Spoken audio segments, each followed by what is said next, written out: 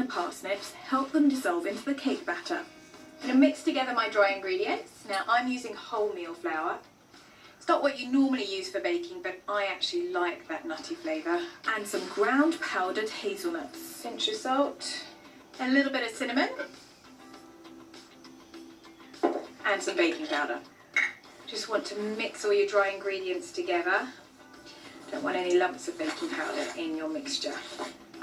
Parsnip goes in, mix that all together. I'm now going to whisk up some eggs and sugar. And then you just want to whisk it until it's light and fluffy. I'm going to add some oil, vegetable oil or any non-flavoured oil. Add your dry ingredients and then fold it in gently. Try not to over mix, otherwise you'll beat all the air out. In it goes in the cake tin. Put the cake in a preheated oven at 180 degrees Fahrenheit for about half an hour.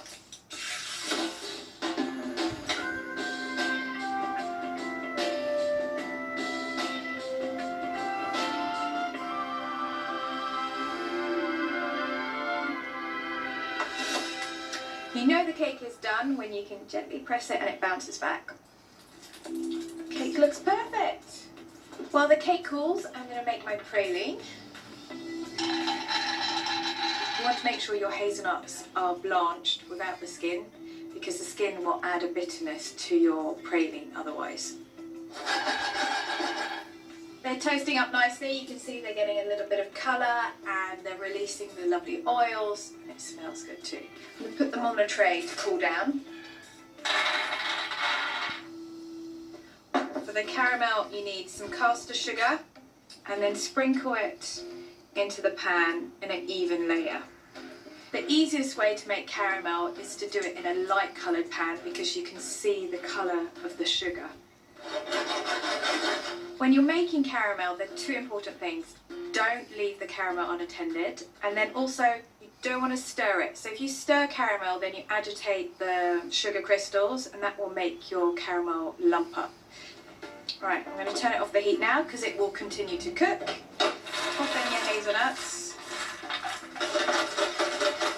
And work quickly here because the caramel cools down really quickly. While this is cooling, I'm going to make a simple cream cheese frosting. Soft butter, sugar and cream cheese.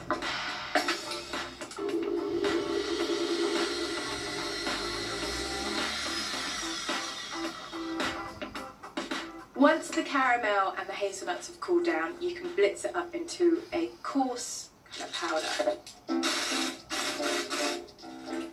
I quite like it when it's kind of a mixture of textures.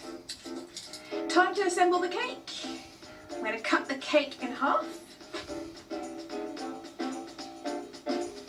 Tiny bit of icing on the bottom of the plate just to stick the cake down.